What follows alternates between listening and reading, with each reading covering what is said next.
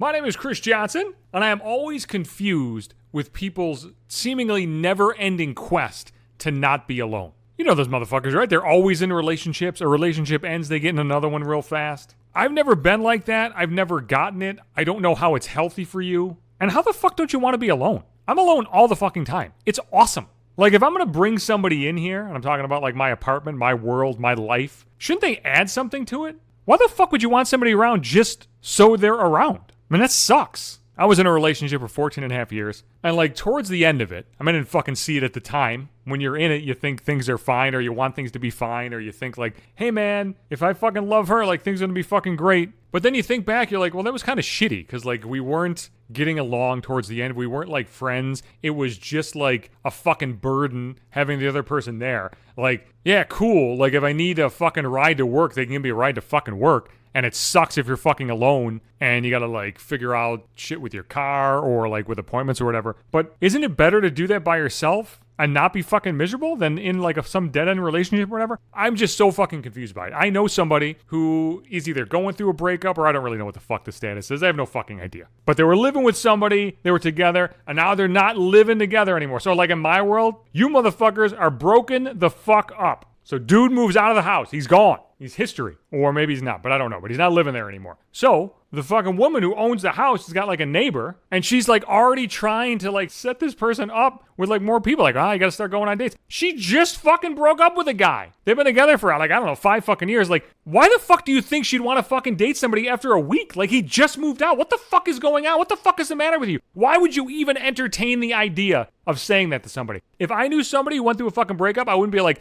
you know who you could fuck? Bob. He's this asshole I know in accounting. And the woman who was like suggesting like all these people to date or whatever the fuck, she was married, right? She was like in a long-term marriage. She's like an old lady in her fucking 60s or whatever the fuck. And she was married and like her husband died, which, you know, sad. It's fucking tragic. Your fucking husband dies and shit at fucking 60. You've been together for fucking years. She was with a new guy and he fucking lives in the house now within a fucking year. That blew my fucking mind. Why? Why are you doing that? And she's like, well, you know, I don't want to be alone, you know? Now this dickhead can mow the lawn. Is that what it's all about? Do you really just want somebody there just so they can be there? Like, I know that somebody mowing the fucking lawn, like, is helpful. If he's mowing the lawn, your ass is not mowing the fucking lawn. You can focus on other shit. Like, it takes a little bit of the burden off your plate, I guess. But wouldn't you rather have, like, a slightly longer lawn and maybe not live with an asshole? I'm always confused by people that are like married, like in fucking relationships for decades, and then like it ends and you're with somebody else in months. If I was a ghost watching that, you know, just hanging around as a fucking spirit, you know how crushed my ass would be? Like, you moved on from my ass in 6 months? Who the fuck is this guy?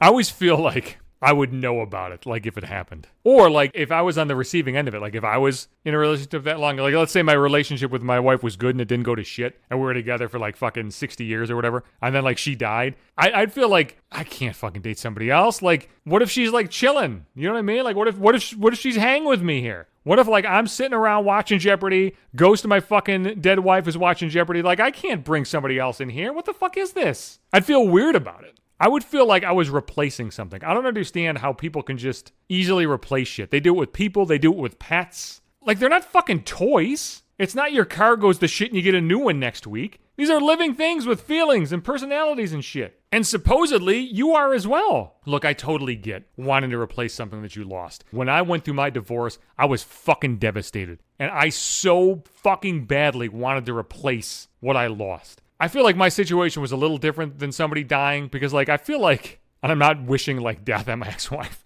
but, like, I feel like if I was in a good relationship and, like, my ex died, that would be different than, like, my ex leaving me and telling me that she wanted me to die. You know what I'm saying? Like, when I get a fucking text message from ex around, like, divorce time that says, you're a piece of shit and I want you to fucking die, then you're dealing with, like, the trauma of the relationship loss as well as, like, she fucking hates me? Fuck! So you're just trying to fill some kind of void. At least that's what I was doing. I was trying to fill a void within myself. But I feel like it might be easier, and who knows, it might not be. But I feel like it might be easier, like if it fucking happened, and like the person who fucking died loved my ass. You know? We only really do this, though, with the romantic relationships. Because, like, I've had buddies who have died, and like grandparents who have died. And I didn't think like, I got to go out and get another fucking grandpa. You know what I mean? I got to find another fucking old man to talk about baseball with. We only do that with like things that are in like our immediate world. Like you could see your grandfather a lot. You could talk to him a lot, but it's not like they're living with you. It's not like I wake up in the morning, my fucking cats are there ready to fucking greet my ass. It's a little bit different when they don't live with you. And look, man, if you were in a long-term relationship that fucking went to shit or your fucking husband died and you found somebody else immediately and you're fucking happy, good for you.